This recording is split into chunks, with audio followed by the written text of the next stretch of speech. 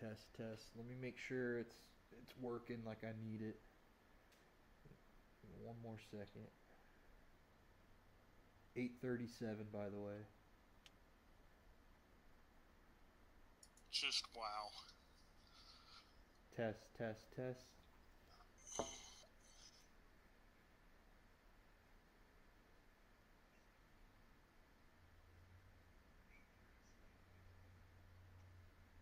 Can you hear me fine? All right, we're good to go, bro. Awesome. Here we go, baby. Find your inner pirate, baby. Here we go, Drew. It's not my name. My name's Rusty. We got our boy Rusty Reynolds, one of my better friends, Drew Newcomb. He's coming on the pod, baby. And this is Find Your Inner Pirate, man. Hey, and first, before we get going, happy D-Fish Day. March. Oh, wow, it is D-Fish Day. Yeah, March 7th. What a time to be alive. Didn't even plan it. That's just 37 for you. Just comes in clutch, just whenever you need it, just at the right time. You don't even know what's going on. Yeah, it's the best. Shout out to Derek Fisher. It's a great day, and you know, Drew, it's not a great day for these New York Knicks fans. Just real quick, some NBA talk. The Knicks last night, bro. I reached out to you. We got a couple NBA bets. The Hawks was easy money, and the Knicks, dude, they took it to overtime. I mean, it was just kind of a bad beat, and they lost by 5, I believe, in OT. Did they cover the spread though? That was my bet. I said Knicks cover. They didn't cover. God. It was a bad beat. Plus 2.5. I think they lost by 5 in overtime. I thought it was 10.5. Damn. Yeah. Okay. But no, it was all good, man.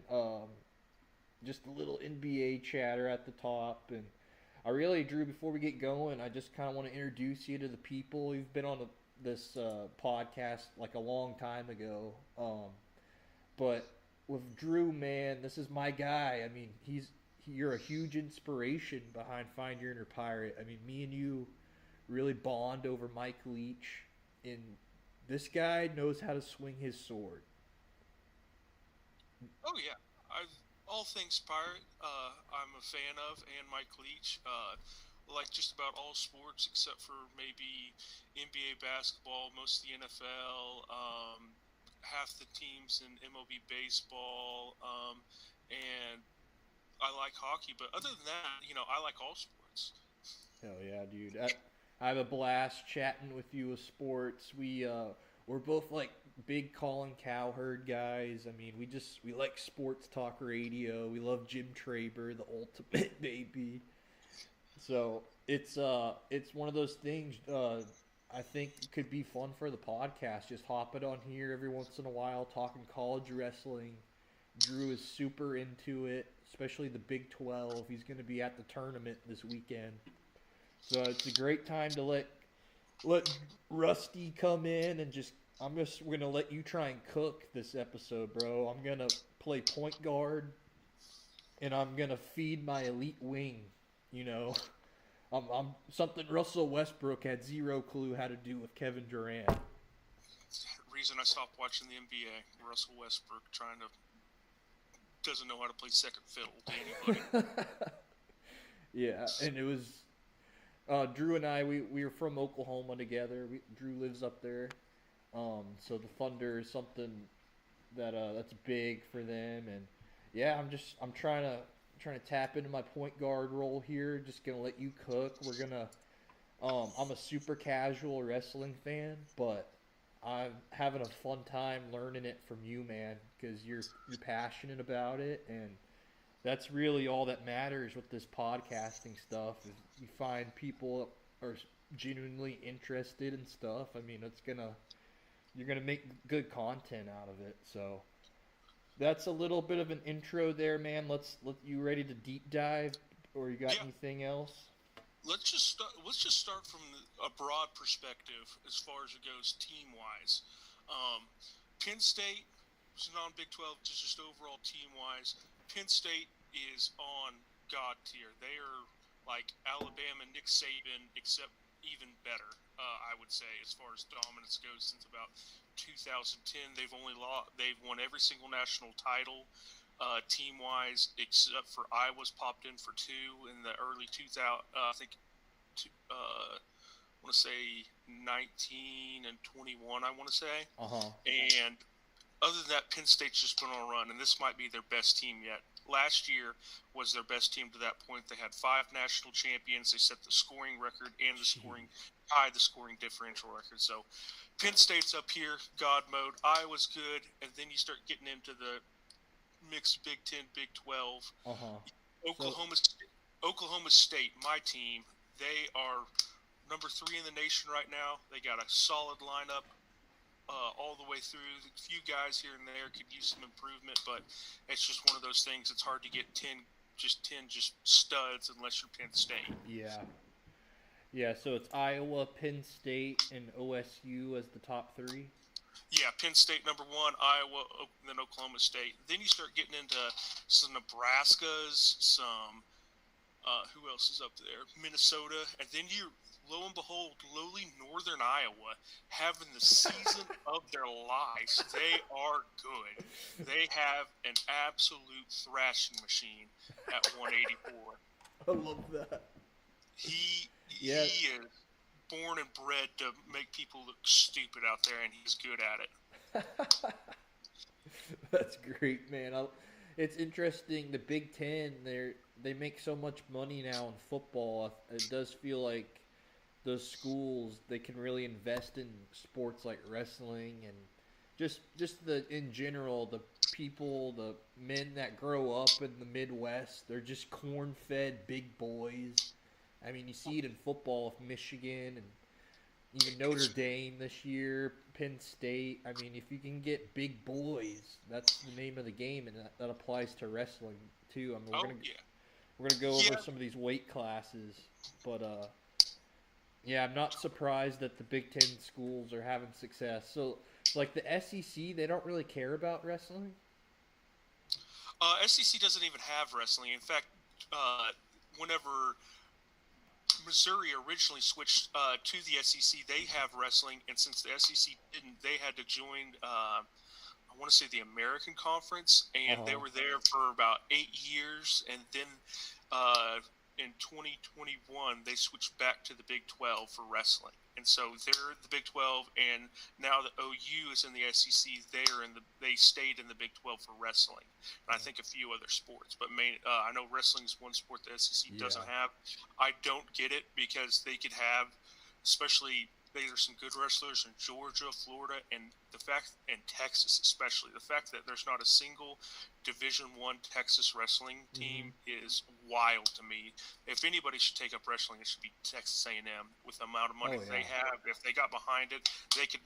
The only reason they wouldn't outdo Penn State is just getting a good enough coach in there, and the recruiting ground for Penn State up there in the Northeast, Pennsylvania, New Jersey, Philadelphia, that whole area, and then they also hit the Midwest there. I mean, it's just a breeding ground. It's like being Georgia or Alabama. You're just surrounded by talent. It's hard not to get good. You know what I mean? So Texas A&M would have to come in with some big money, but Iowa seems to be doing it right now as far as the big money goes, and they also have some good coaches. But yeah. Yeah, that's cool. Real quick, Drew, the coaches, are they kind of like the stars of the show, like kind of like in college football and basketball? I wouldn't say that they're the stars of the show, but kids go there to get coached by these coaches, is what I would say. And there's really three big ones right now. It's Cale Sanderson at Penn State. He's an Olympic medalist, gold medalist, multiple world-time champion, multiple world medalist. He's the only wrestler to be a 4-time undefeated national champion in NCAA. He's a monster, and a lot of the coaches still get. It's not like any other sport where they're on the sideline, just on the sideline. They're getting out on the mat with the wrestlers every day in practice and teaching. So it's a very active coaching role. Is what they take. Do these coaches move around a lot? Like, hardly ever, at least as far as the main programs go. You start getting the smaller programs, they do a little bit here and there, but they really only go up. They don't go down. You got Penn State's got Cale, and Cale could be there for 20 to 40 years. Who knows? He's already about a decade in, but he could be there for another 15 to 20 years, maybe more. Brands, Terry, you got Tom and Terry Brands, the two Devils in Iowa, twin brothers, Olympic gold medalists there. They've been there for about 10 years. They are spawn of Satan, but they are good. And they've been there for about 15 years or so, and they're going to stay there until Penn State keeps beating them enough that the fan base gets pissed and fires them. But I don't know who they're going to get. And then Oklahoma State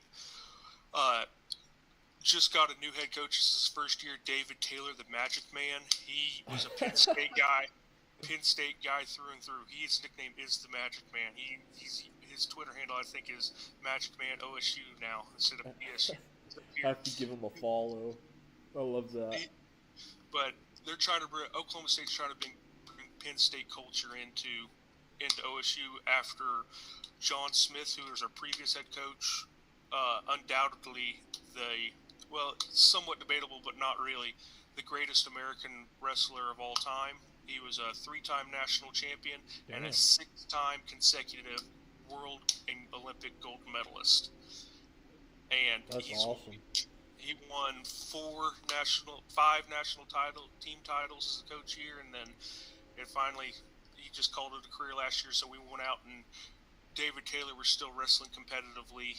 Didn't make the Olympic team, but made the world team later on after he took the head coaching job, and seen a lot of improvement. And we got a good team this year. That's sweet, man.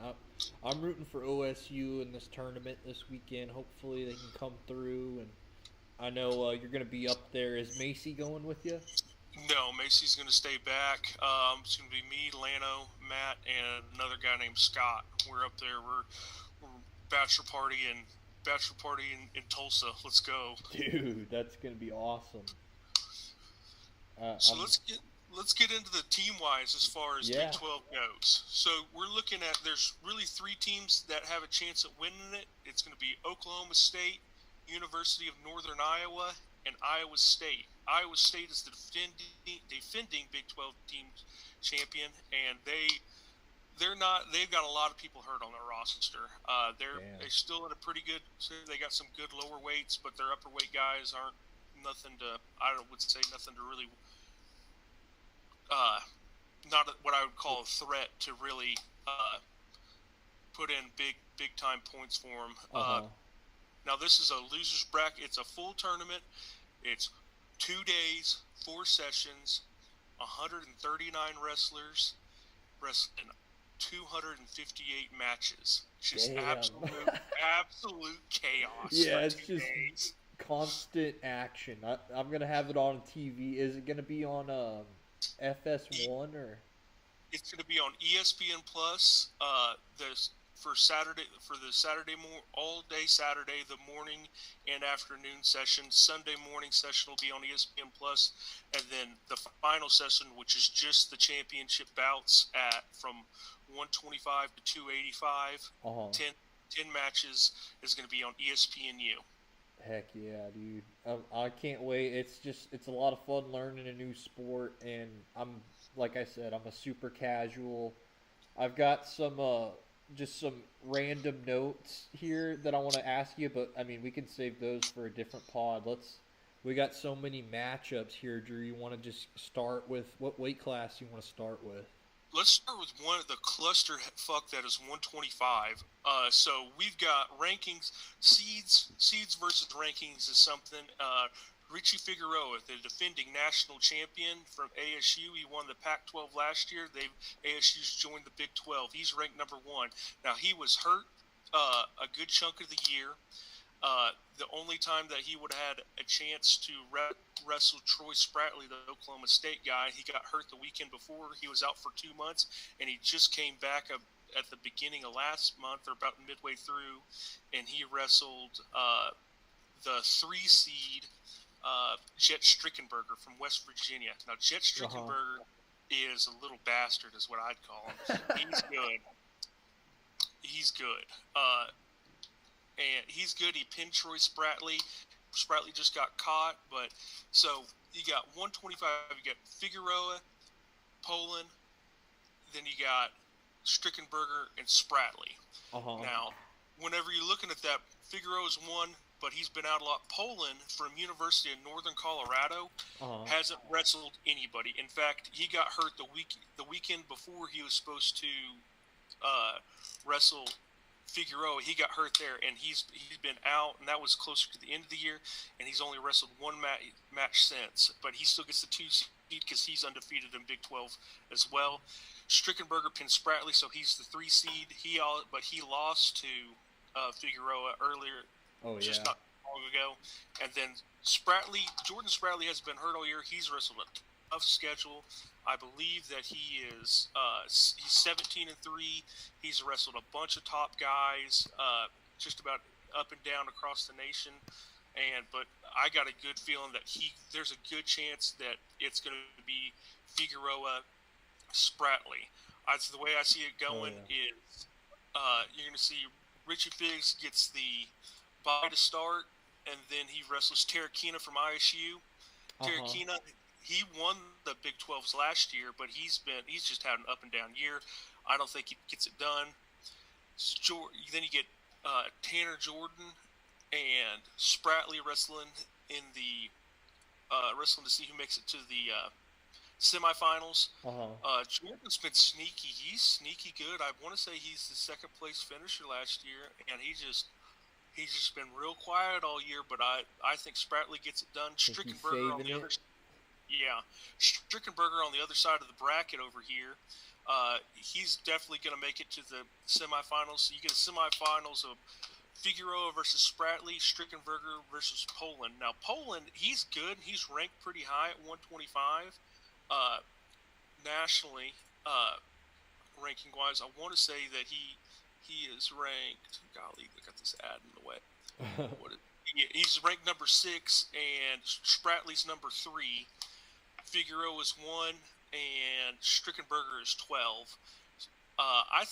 Honestly, I think that Strickenberger pulls the upset here. I don't think Poland is as good as everybody thinks he is because he hasn't wrestled. He hasn't faced real competition all year. And so I think that Strickenberger gets it done, and then Figueroa is probably going to beat Spratley. What that's going to end up is Figueroa Strickenberger in the finals. I think Figueroa does what he's supposed to do, even though he might be a little bit hurt. I don't think it matters. I think he is that good. And I think he end up on the wrestlebacks, you get Spratley versus Poland for 3rd place. And I just like Spratley here. I think Spratley's been through the fire this year, and I think he's going to come out ahead. So placers out of there you get Figueroa 1, Strickenberger 2, Spratley 3, Poland 4. Then you get Anderson, the UNI guy. He's nothing to shake your head at, but I don't think he's going to beat Poland in the quarterfinals. So I think he probably comes through and grabs the 5th place spot. Terrakina probably takes 8th. Jordan 7th. That's kind of an upset there. I got him losing to Spratley and has to go to the 5th place. Let's see, I have him losing to Terrakina. I think Terrakina will grab him as well, but that's a real up in the air one. It wouldn't surprise me to see Jordan end up 6th, or he could finish as high as 5th in my opinion. Just kind of depends on what he does, how his tournament goes. Yeah, that's interesting, man. It feels like so. Sorry, this is what weight class? The lightweight. This is 125. Okay. So that feels like a really interesting group, man. And like you were saying, there's going to be upsets here. Just kind of, first of all, they're college-age kids. 19 to 20. It's the beauty. It's why I love college sports. But 19 to 22-year-olds, you just day to day. These guys are going to class. They just, it's just you never quite know in college sports how they're going to come out. So, yeah, I can't wait to kind of take in this weight class. Feels like a really interesting group, and I'm sure there's going to be some big upsets. If you want to see a lot of high-flying action, the first round of 125, so as soon as the tournament starts, that's when to watch, because they're going to be the lightweights are very, very active. You start getting into the heavier weights, people don't move as fast. They're not shooting as hard, especially the guys who aren't, top ranked nationally. They're just not that great. But it's, even whenever you start getting the better wrestlers from like the finals, there's a good chance that some of that could get pretty low down and kind of maybe even a little bit boring. But heavier weights towards the finals. But you're going to see some the first round. So definitely that's whenever you're going to see the most action, most points scored, takedowns, pins, fall. Things like that. Just constant action, baby. I love it. 7 minutes of chaos. 7 minutes of controlled chaos. Just the boys are out there swinging their swords and just straight up. Just looking for treasure. Did they? So I know it's a team and individual kind of competition, isn't it? Yes. So individual, you wrestle for your for how you're going to finish.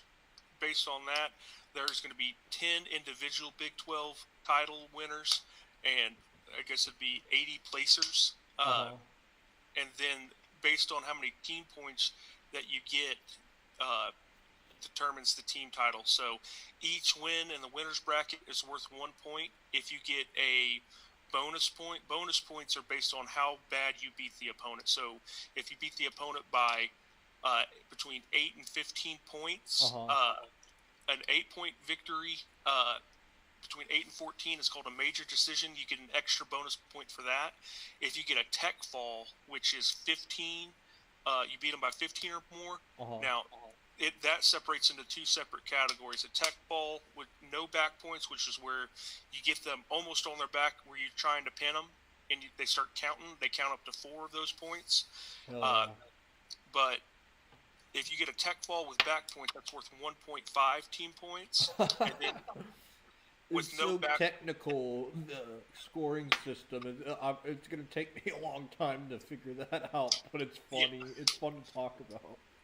But if the match ends due to a pin, a forfeit, a default, an injury, or a disqualification, it's 2 team points for the for your team. So that's the more pins, the better is what it is. The more bonus points you can get, the better.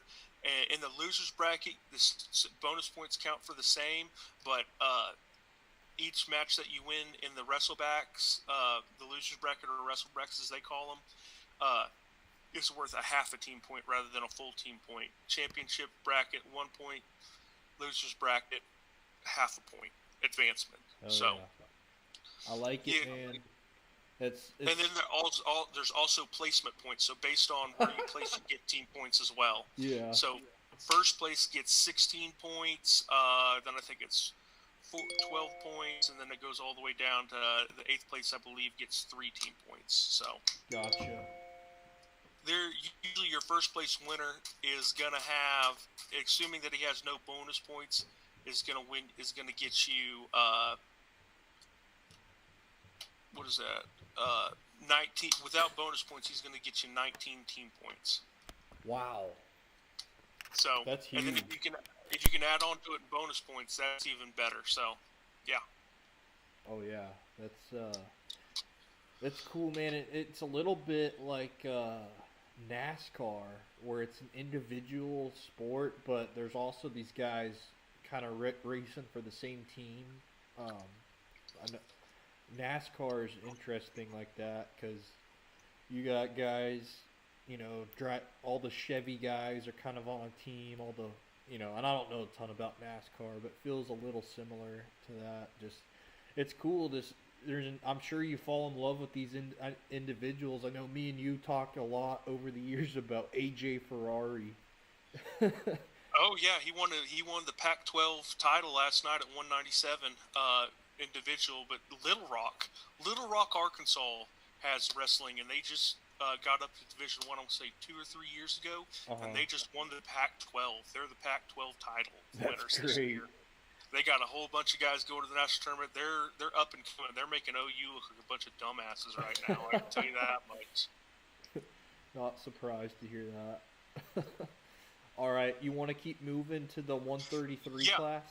Yeah, let's start getting through these a little bit faster. Yeah. All right, so you got Evan Frost, ISU. He's pretty good. National wise, he's mediocre. Then you got Serrano from Yunco. He hasn't wrestled a whole lot, all that many people, but he's nothing to.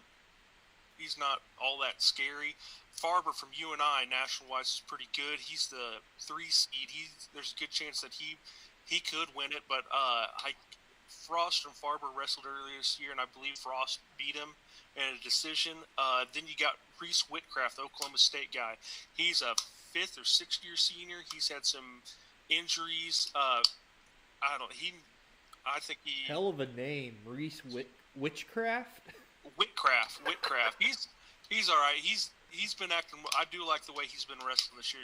Last couple of years that he's wrestled, he hasn't looked all that great. He was down at 125. I don't think the weight cut really helped him, but he's at 133 this year, and he's just out there, a 5th or 6th year senior, just being a dog out there, just trying to help. But he's got some hurt shoulders, so he's been hurt all year as well. But he's been going out there whenever he can.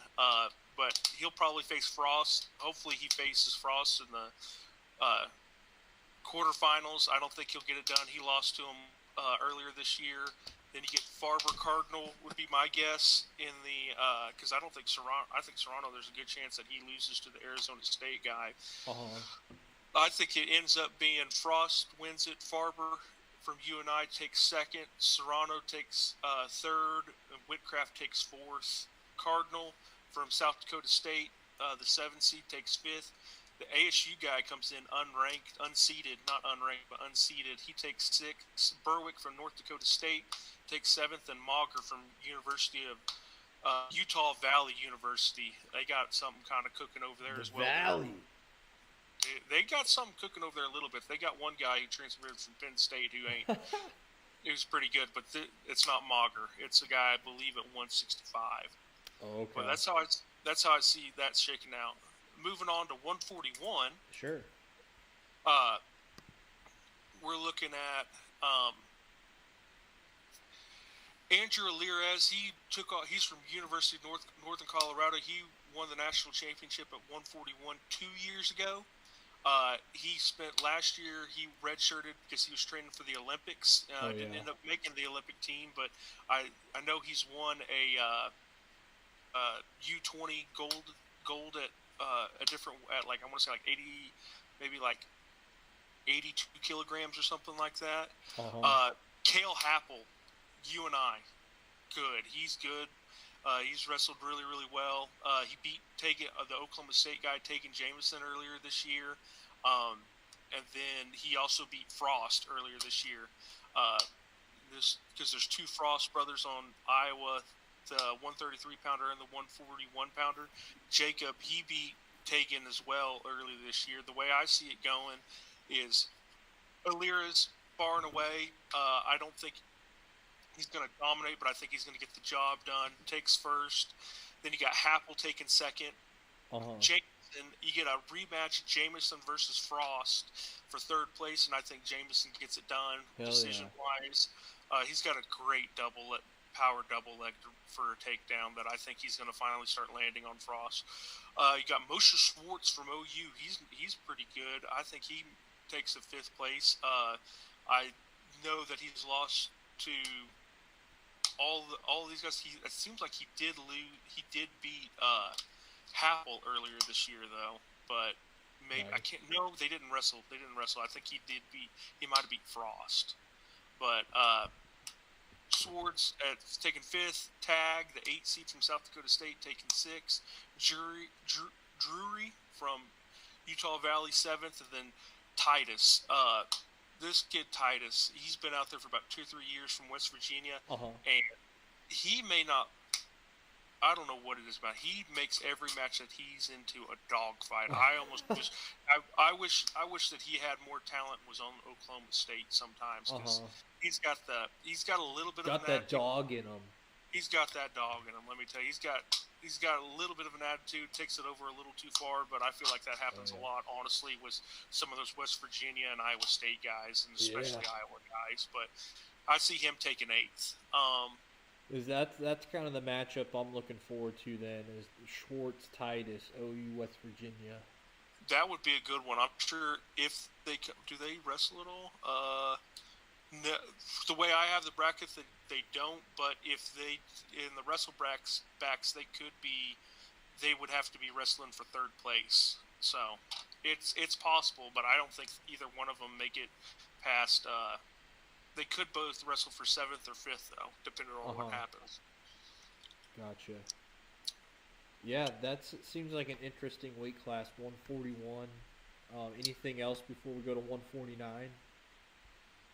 Taken Jameson is ranked 6 right now. He's ranked above Happel, but the fact that he's not on the same side as the bracket as Happel, I think what keeps him from coming in second. Other than that,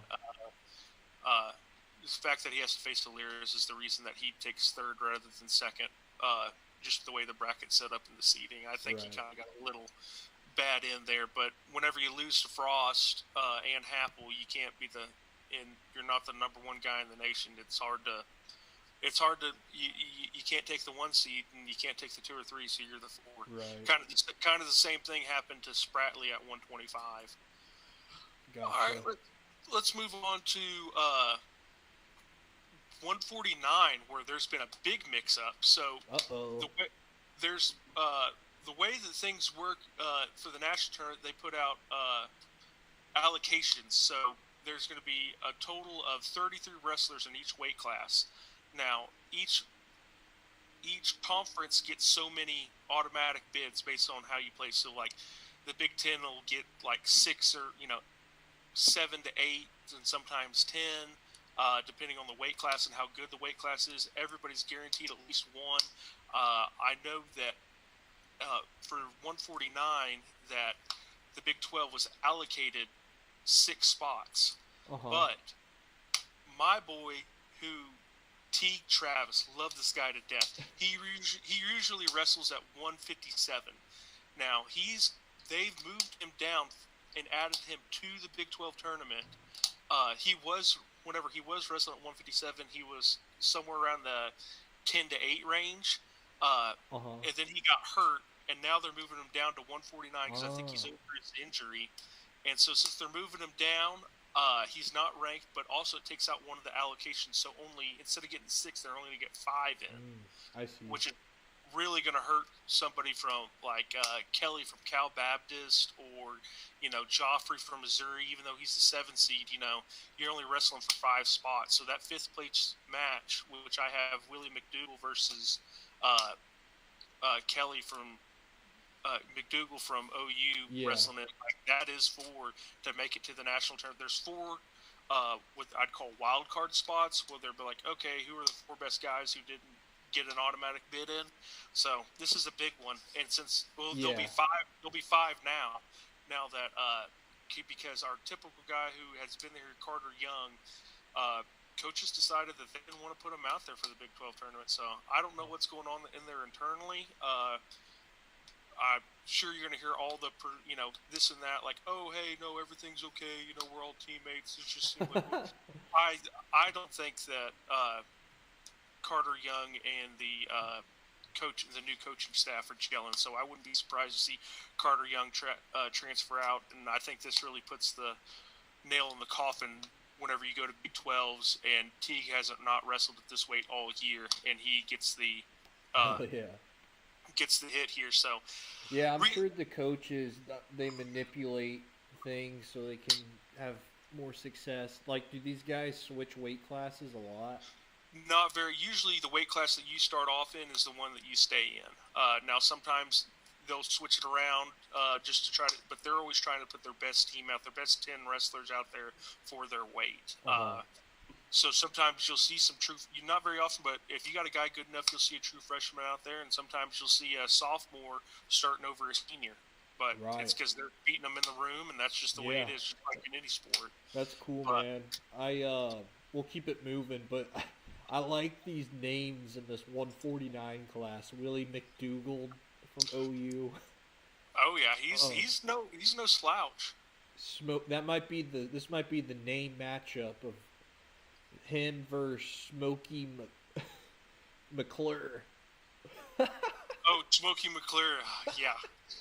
And you got Teague Teague Travis. Yeah, Teague Travis. My boy's got 2 first names. Teague Travis. He's what's up. I like coming him.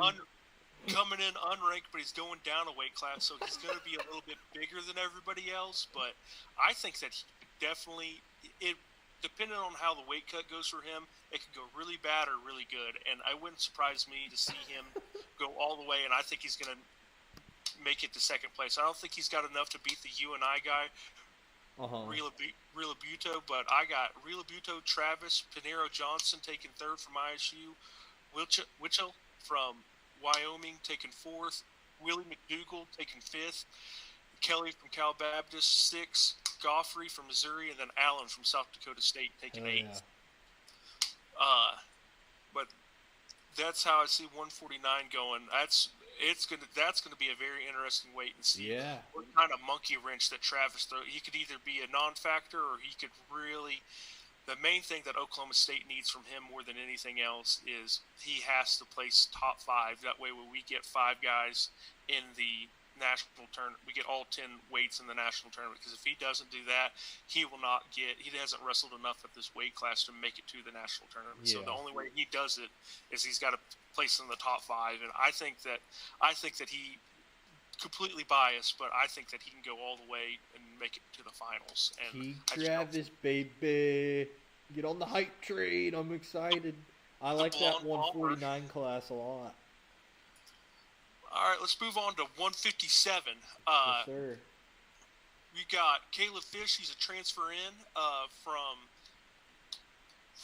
where did he come from? Michigan State. He's been when Teague Travis got hurt, he took over. About a month into the season, he's been up and down. He was all the way up. I want to say he was at 165, but moved down to 157 for the team. You got Cody Chittum at the 2 seed, and he's won that because I believe he beat Ryder Downey earlier this year.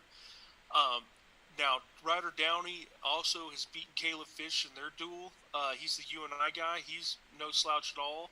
But the way that I see this going down is Cody Chittum's wrestled pretty well all year, but he's got some losses. But I think Fish has been kind of up and down, so I see it as Fish Downey in the semifinals. I think Fish gets revenge. I think Chittum just kind of goes through his bracket like he's supposed to. Nothing huge, but just getting wins as he needs to. I think Chittum versus Fish. I think Chittum gets revenge on Fish here. Hell yeah! So I got Chittum, Fish, Downey. Zerbin from northern Colorado, Seabrook from South Dakota, Hill from Wyoming, he's pretty good, Conway from Missouri taking 7th, then Dowling from West Virginia taking 8th. He gave Fish and some other guys a hand more than they wanted but that's just how West Virginia wrestles. They want to turn everything into a daggum dogfight, and they can especially at the lighter weights. That's funny. The basketball team over the years with Bob Huggins as the coach, he's not there anymore, but they were kind of that way in basketball. They called themselves Press Virginia, and they just like to get after your ass.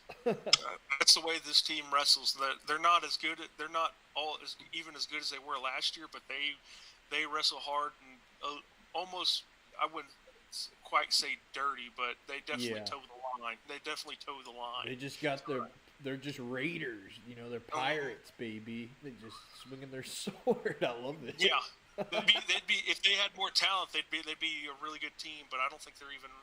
Let's see here. How are they ranked? West Virginia. They're tied for 25th as far as national go. But they just need more talent. But they definitely got the mindset. Right. Moving to 165. This is where Utah Valley has gotten in a Penn State guy. A guy's been sitting at 165 behind Carter Starachi, who's a 4-time national champion at 165. He's been sitting behind him for 4 years, and he's taken his 5th year, his COVID year, and he came back home to Utah Valley. Earlier, the first duel of the year, OSU went to Utah Valley, and he wrestled against Cam Amin. Amin's transferred to Oklahoma State from Michigan, and he ended up beating him in a decision. And to be honest with you, I watched that match, and Bear Claw definitely got the benefit of the doubt. Now he's gotten better and wrestled better as the year went on. He's ranked pretty high right now at 165. I believe. Yeah, he's ranked number 3. I believe he's beaten Peyton Hall as well. But so that means with the way the allocations went, because Amin Hall beat Amin as well. So you got Bear Claw, the 1 seed, Hall, the 2, Amin, the 3, and Rhodes from South Dakota State as the 4. Yeah. I think this bracket really goes pretty chalk all the way down to the semifinals. Stays pretty consistent. I think you got. I think Bear Claw goes all the way to the finals because he doesn't really have much of a tough path, to be honest with you. I see then get a rematch of Amin versus Hall in the semis, and I think Amin falls again, to be honest with you. But Thompson, you and I beat Amin earlier in the year, and they wrestle for 3rd. And I believe that Amin does beat him again. Beats him, gets revenge there. You get Bear Claw versus Hall. You get the national rank. You got 3 versus 4 in the finals, and I think that Peyton Hall actually is better. So I think Peyton Hall gets revenge, does what he's supposed to, wins it. You got Hall first, Bear Claw, Amin, Thompson from UNI, Rhodes, Riggins, Ruiz, and Steve. Riggins. So I think all the ranked wrestlers placed here, but they just place in a different order. Yeah. Looks like we'll get some really good matchups with this one. Tate Pickle from OU, that's my boy in this. Piccolo, he's from Mustang, Oklahoma. Hell yeah. And he's I want to say a 3 or 4 time state champion, and he got there, and I don't know what's going on. It's just not working out. Oh, damn. College is a lot harder than high school, I can tell you that much. Yeah. I'd love to see him and Riggins duke it out, man. That'd be is he related to Tim Riggins? Probably. As long as he's got that attitude Riggins has, he'll be a force this weekend. All right, moving to 174. This is where there is going to be a damn good matchup, a top 3 finals. Hell yeah. You've got Keegan O'Toole has not wrestled much this year. He's been hurt. He's ranked number 1. But he won the national championship. He was a national finalist last year, and 2 years ago he won the national championship. He may have won it twice. I think he's a 3-time finalist so far. He is good. He is really good. He beat Levi Haynes from Penn State earlier this year, and one long after that he got hurt. Hamity is transferring from Wisconsin to Oklahoma State, and he has looked like a monster. He's undefeated on the season. He was hurt earlier. I mean, O'Toole was hurt whenever he wrestled against, whenever it was Oklahoma State-Missouri duel, and so he didn't get to wrestle him, but he's got an ankle pick that looks so smooth. It is so smooth. He's so quick. He's been tech falling people left and right. I think it goes down. Now, Gavin Sachs from OU, he's no slouch, but he's not on the level of these two guys. Yeah. He's the 3 seed, but he's going to be lucky if he even scores anything more than an escape versus either one of these guys. I think that it go Hamity tech fall against Sima from UNI. He beat up on him. I think it was decision, or I think it was a major decision whenever those two wrestled earlier. I think it could get to a tech fall situation, especially with tournaments. People get tired, and if you're in bouts that you really got to put a full 7 minutes into, it can be the difference, especially whenever you're going up a better guy next round and the next round. So I think Hamity tech fall all the way to the finals. You get O'Toole versus Hamity in the finals, and I think that the way that Hamity's been wrestling, and with O'Toole being injured, I think that Hamity could pull the upset here and get the decision. I really do. I think he could, but that could go either way. But I've got DeVos is no slouch, but I think it could be decent. But I think that would be a really close match between Hamity and DeVos. But I think Sima beats him in the quarterfinals anyway, so Hamity doesn't have to see him. So I got Hamity, Toole, DeVos, Sima from UNI, Sachs from OU taking 5th, Conley, West Virginia, taking 6. Guyton from ISU, and then Wasley from North Dakota State. He's quietly had a pretty good year up there up north. Yeah, this feels like a loaded weight class. But it feels like O'Toole and Hannity are kind of on a collision course? They're on a collision course. There's a lot of people see 174 nationally as Levi Haynes, Keegan O'Toole, they're on their own level, and then there's Dean Hamity, and then there's really kind of everybody else as far as finishers go. I think that Hamity is up there on that third tier, and I think the way that would be best for Oklahoma State and Hamity is if Hamity gets the win here, he'll most likely either take the 1 seed or the 2 seed. But I'm hoping he takes the 1 seed because in the national tournament, if that's the way it goes, he'll be ranked 1, and then Levi, you'll get a rematch in the semifinals of Haynes versus O'Toole, and I think that gets Oklahoma State a finalist right there, and then depending on who comes out of that, I think he's got especially if he's beat O'Toole once, I think he's got a good possibly winning it. So I think he might be the best hope for Oklahoma State winning a national title, but he's got 2 dogs ahead of him right now. Yeah, he'll have to. I mean, iron sharpens iron, so if he can get through it, man, that could probably do wonders for his confidence for the rest of the season. And just real quick, Drew, so after this tournament, is that when they do like in the national tournament? They'll have, I want to say, it's usually 1 to 2 weeks off, and then they'll have the national tournament. It's up in Philadelphia. It's 4 days. I want to say 4 days, 16 sessions over. There's 330 wrestlers up there, and it is, it's massive. It's crazy. A lot of upsets, especially in the lower rankings, there's a lot of upsets, ups and downs. There's guys who are ranked. Sometimes there's guys who are ranked in the top 5 that don't even finish in the top 8. Like, it gets crazy.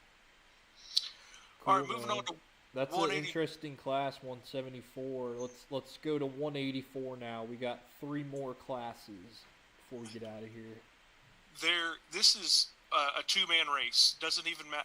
Berge from South Dakota State is all right. I don't think that he's good enough to do enough to make it to do anything.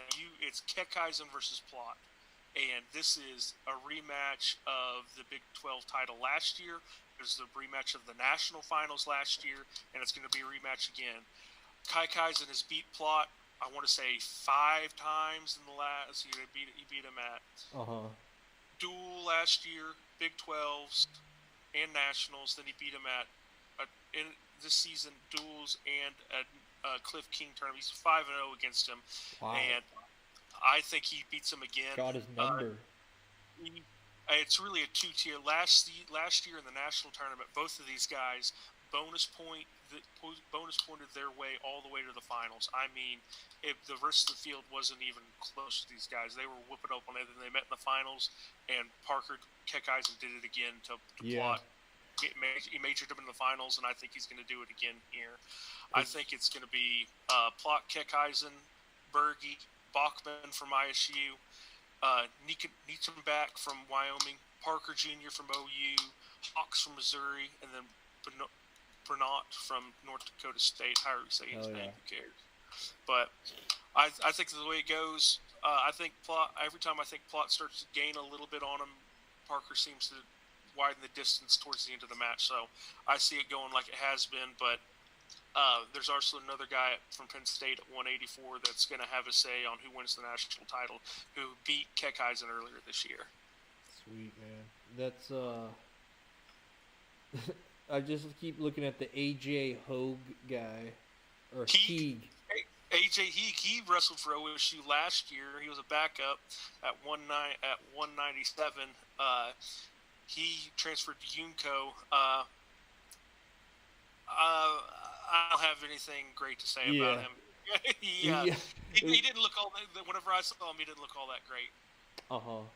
What I love about this man, and you see this in every sport, is just styles make the matches, and I'm sure these guys all have their own unique kind of style. So it's just you get these matchups. Some guys have each other's numbers, and that's really interesting part of it.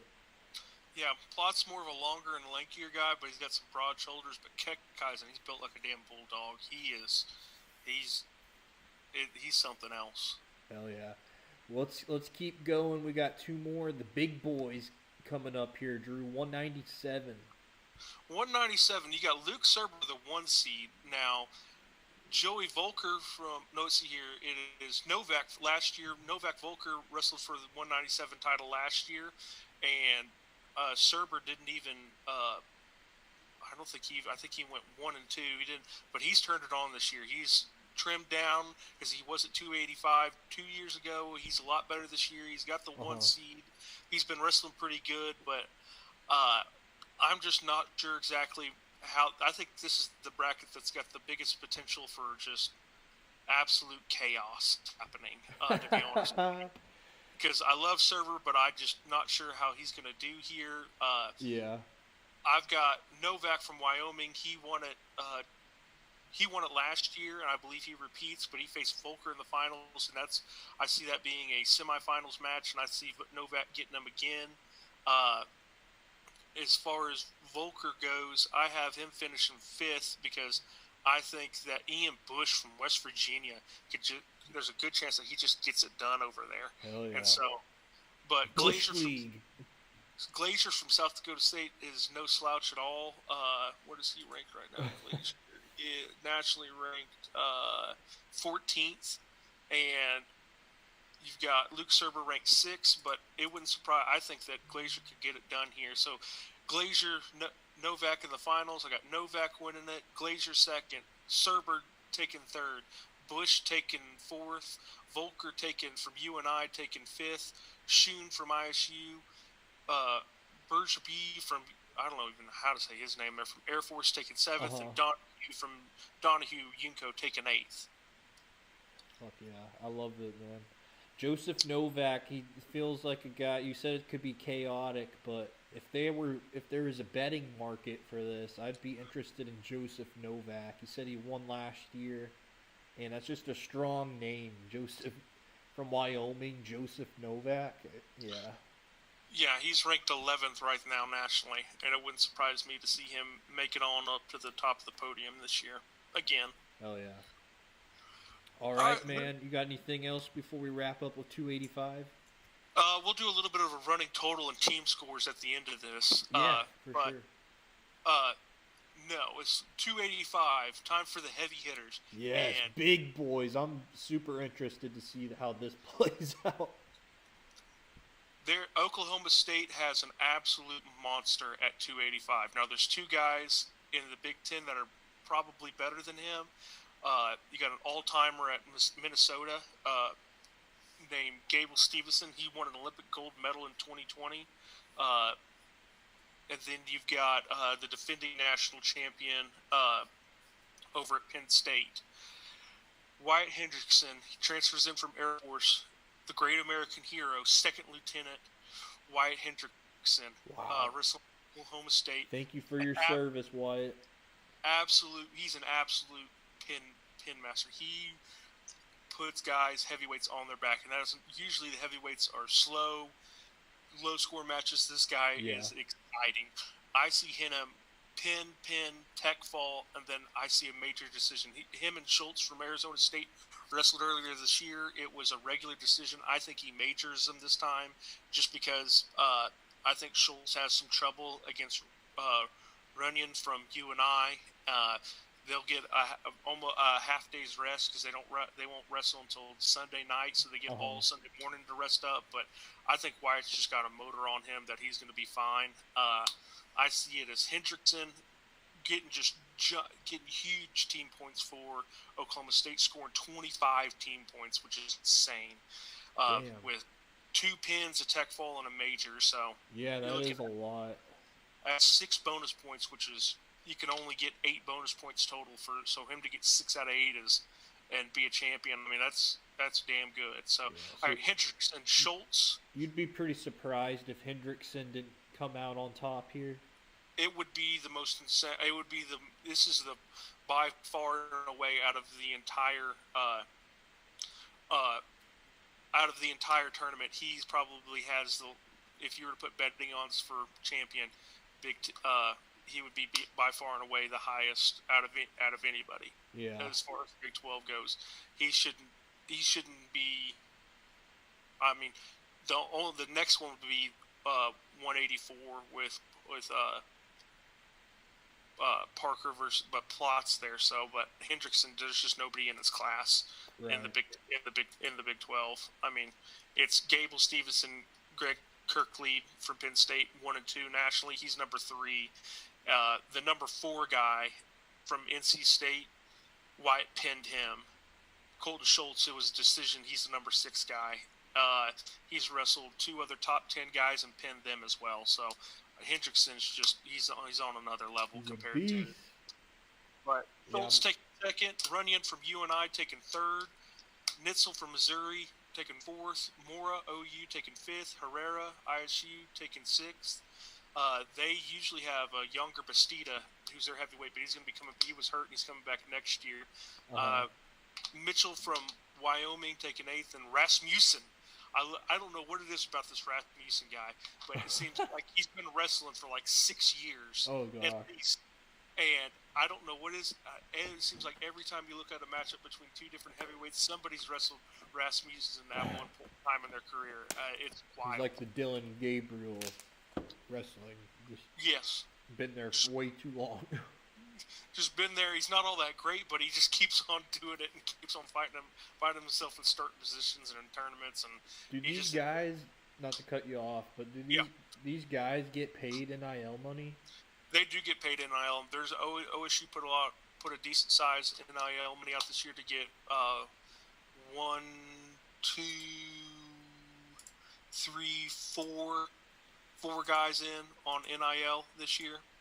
So half of our starters are transfer NIL guys.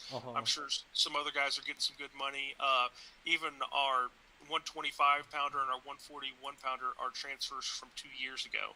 So not a whole lot of homegrown talent.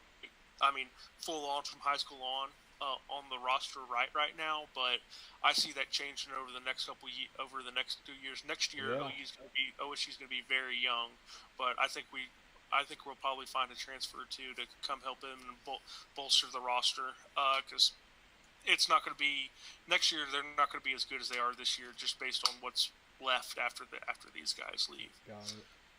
Yeah. Now teams. Yeah, go for it. Team score wise, I've got OSU beating UNI and ISU because it's really a 3-team race. 161.5 OSU, UNI 149, and ISU 130. Now, it could be even closer than that. I think it really comes down to what happens at 197 more than anything else. I think the Volker 197 and at 125. Spratly doing really well, and then where else was it? Is 141. What's going on there between Tegan Jamison and Happel? I think it comes down to a lot of that, how both those guys finish. But I think what helps us more than anything else is just having an absolute above the board heavyweight scoring with not just winning it, but being able to get pins and tech falls and big bonus points there. Scoring 25 points from your heavyweight. I mean, that's just, it makes the difference as far as something like this goes. Dude, so it's so cool, man. I love learning this from you. I wish I could have had. I got it pulled up on my mom's laptop.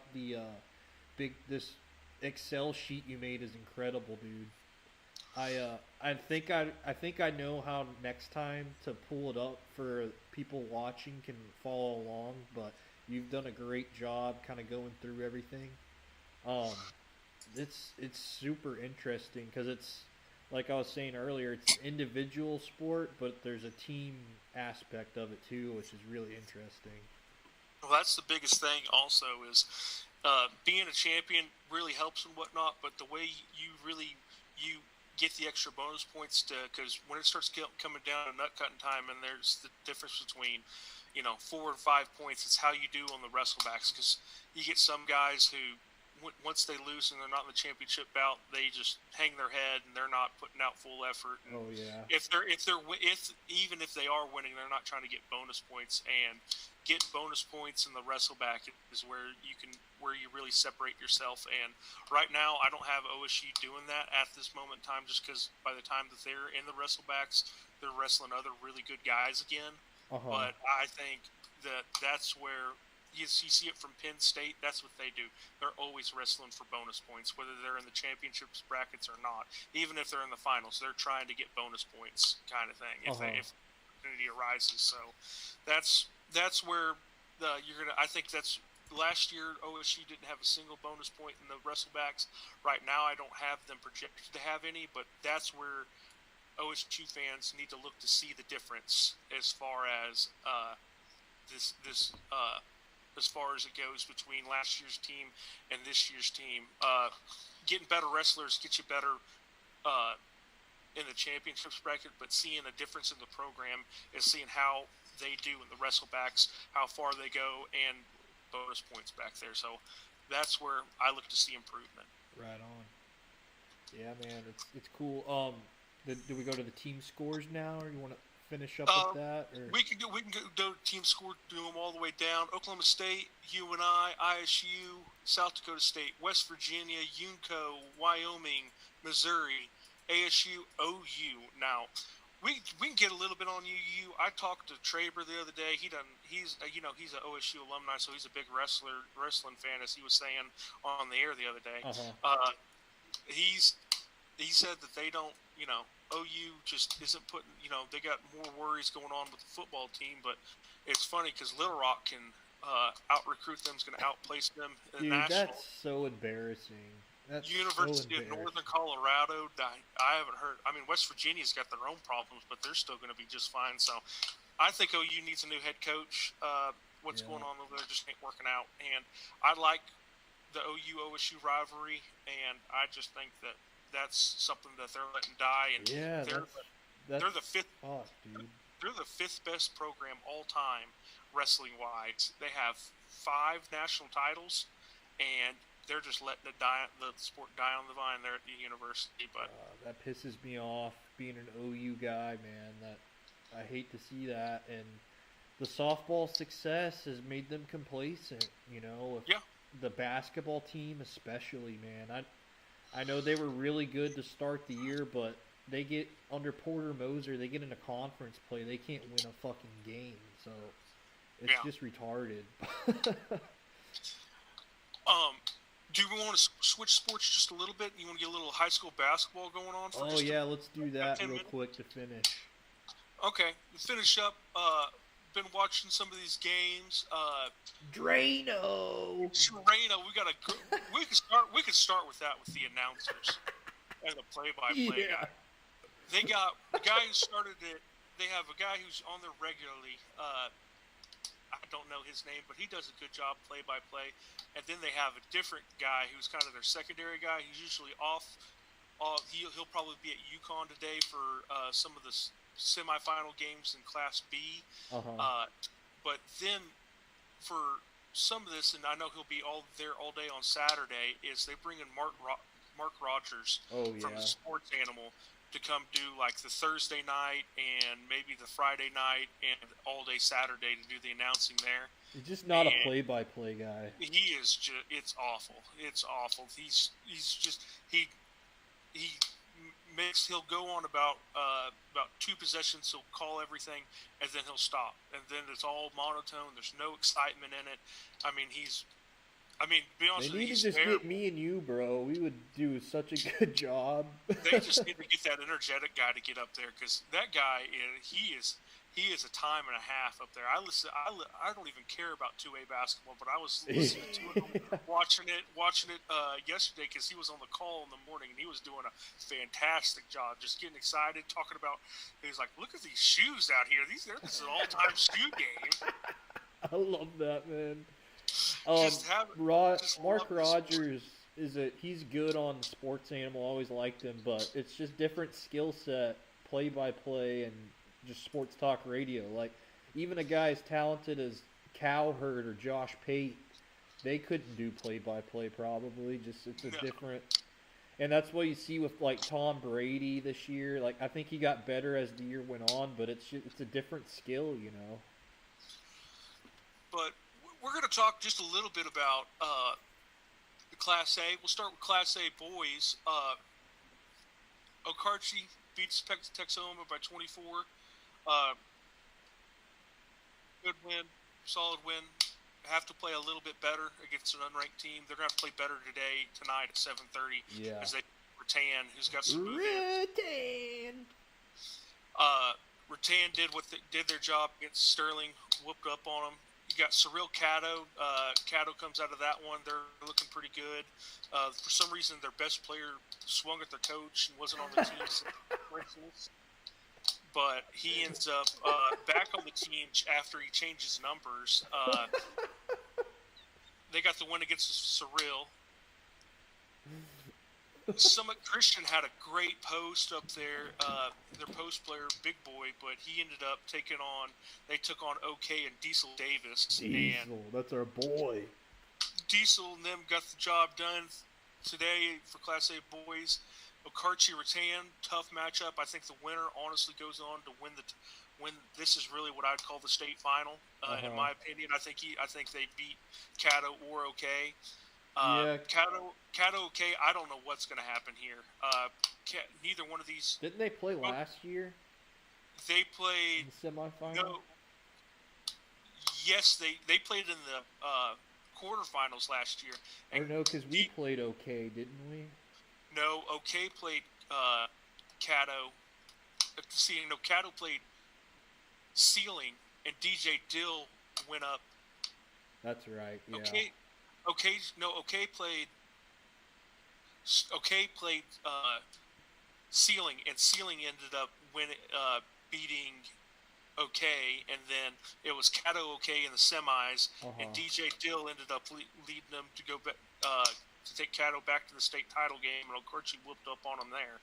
But I think you got today's games. You got Okarche going out there. I'm going to set the line at Okarche -4, but I just think it's going to be a close game. Yeah, you're probably right, Caddo, man. That there's some history with these two schools, Rattan and Okarche. Even though Okarche, it feels like this team's historically good. It's just those Rattan guys. They beat them 2 years ago, so they're gonna come in thinking they can win. You know. Then you got the Caddo OK game. I really don't know what happens here. Both of these teams really only go about 2 players deep as far as. And so I wouldn't surprise me if Caddo pulls it out just because of the championship DNA that they have. Honestly, making it to finals. So I think it's Okarche. It could easily be Okarche Caddo again. And if that's the case, I think Okarche whoops up on them again. Caddo does not have the size to get past the Okarche press. I think the only team that does in this tournament is Rattan. Let's set an over-under on turnovers forced for Okarche. Against Rattan? Yeah. I'd say, well... I want to say Hunter said they turned over somebody recently like 40 times. I would say with Rattan, depending on how Okarche plays, it could be anywhere from 24 to 8. I think the over/under is going to be 13 and a half. I think that's a good line. But if it goes over, it goes over big because that means that Okarche won. But if it goes under 13 and a half, I think that it might come down to Jet Mugberg making or missing a floater somewhere. Yeah. To be honest with you. Could be right. I'm taking the alternate over on that, over 19 and a half turnovers plus like 250. That's what I'm rolling with. And I think Okarche's going to win big, man. We struggle. I mean, you watched it, but from what you and Hunter said, it feels like they'll come in really focused, and especially with playing Rattan the last couple of years, they're not going to take them lightly. So I feel confident in this team, but like you said, these teams, these schools have some of them have championship DNA, like Caddo and Okarche now, and so you never. I mean, Rattan's a very proud sports school, so you never quite know. That's why I gotta. Hopefully, I can tune in a little bit tonight at work. Hopefully, it's not too crazy. Right now, Ceiling's playing Caddo. I might just check the score of that game real quick, see how that's going. But going on to Class A. Let's see here. Go back. Let's go to OSAA. Caddo. Caddo Ceiling's close game. Caddo's up on Ceiling by 6 in the third. I do not know how that's going to end. Yeah. This is girls basketball. Ceiling is by far and away the best team in the state in Class A girls, and Yeah, they're they down always by 6 are. points. And so them I and don't know. Okarche are the two best women basketball small school. I'd say Lomega definitely is. Definitely Omega. They didn't make the state tournament, but all-time small school girls basketball, even all-time basketball, Lomega takes the cake by quite a bit. To be honest with you, I think the only people who are closer is maybe Millwood or Yeah. like I'm not even like they have 76 state tournament wins. Jeez, that's crazy. They didn't make the final. It's a little bit weird. The final trip in the big house, and Lomega didn't make the state tournament. It's kind of and they were the number 1 team in the state in Class B. Yeah. Anyways, moving on. So we got Caddo Ceiling. If Caddo wins this, I think Okarche girls could win the state title. They are ranked 20, but they came back and they beat Amber Procasset. I was doing stats and I was like looking at it, and so I decided to pull up and start doing some Excel on it. And right now, I've got. Did you know the Okarche girls played 10 home games? They went 5-5. Wow. They played 9 away games, went 7-2. They've probably never lost 5 home games in forever. They played 13 neutral site games this year, and even the home playoff games I'm counting as home games. So going into the playoffs, they had a losing record at home. They played 13 neutral site games. They're 11-2.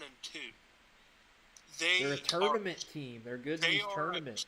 They're a tournament team, and so weighted prediction, I got them scoring 46 points and allowing we'll just say 43 points. So I think that, and I have not done the numbers on Surreal. I'm going to do that as I finish up after this, but I'm going to do a little bit of weighted thing here. If they get Surreal is not play. If I remember looking at it, Surreal's nothing to.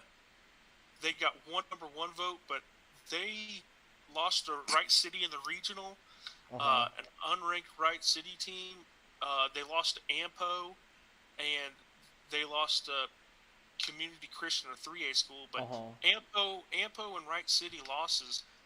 I think that the Okarche girls, the way that they're playing so much better right now, especially since the start of 2025, I think they go in, especially on a neutral site, that they're lucky. Honestly, Okarche girls are lucky that this isn't being played in Okarche, because if it was, they might lose by 10. You know, there's something to that in sports, man. Look, you kind of feel the pressure at home more. I know, just real quick, the NFL, Daniel Jones, Danny Dimes, he's not a good quarterback, but especially at MetLife in front of that New York crowd, he was terrible. So, like a gambling thing, I never bet on the Giants at home when they had Daniel Jones as the quarterback. I mean, that's a thing. Some teams are just better on the road. You know, you got that swagger, us against the world mentality, and it seems like this Okarche team. I don't know a ton about the new coach, but feels like she's a pretty good tournament coach, which is huge. So one more thing here: if Okarche played Ceiling at home in the regionals and lost to them by 10, the point differential on neutral sites, weighted point differential for Okarche on neutral sites is 10 points. Wow. So I think if they make the final against Ceiling, I think it could be a 1-point game. Yeah. And I think that I think it favors Okarchi more than anything. And I think they could win the title this year as a ranked number 20. Crazy, they can man. come all the way back and do it. So I know. You gotta win. You gotta win today to get to Saturday. But Yeah, I know Hunter says the Parham girl's really good. So if she she's a beast out there. She dropped 17. I think she had like 9 in the fourth quarter alone. Damn, that's awesome. Yeah, it's really cool, man, because you hear stories about Mr. Parham. He was our counselor at school when we were in school at Okarchi, and they said he was really good, and so it's kind of cool to see his daughter kind of come into her own. I haven't been able to watch. What time do they play today? They play at 10:30. Oh, here so 30 soon. minutes. Okay. Yep. But yeah, let's get out of here, Drew. This was a ton of fun, man. Go swing your sword, have a blast in Tulsa this weekend. And I will. Yeah, I'll hit you up about it. And then in 2 weeks is the national tournament. I don't know off the top of my head, but it's either the week. I think it's going to be in 2 weeks. If I had to guess, they usually give them a week off. Yeah, it may be 3. Let's come back here and let's break down the national tournament too. And okay. Let's. I mean, even me and you, Drew. I would love to just do a little baseball fantasy little pod with you. It doesn't have to be every week, but we got our draft probably next weekend, I believe. Yeah. So, I mean, we could always hop on here and talk about shit. Yeah. Sure, no problem. All right, Jay. All right, Thank buddy. you very much. Go swing your sword, find your inner pirate, baby. Go Okarchi. Bye. All right, peace. Love you guys. Love you.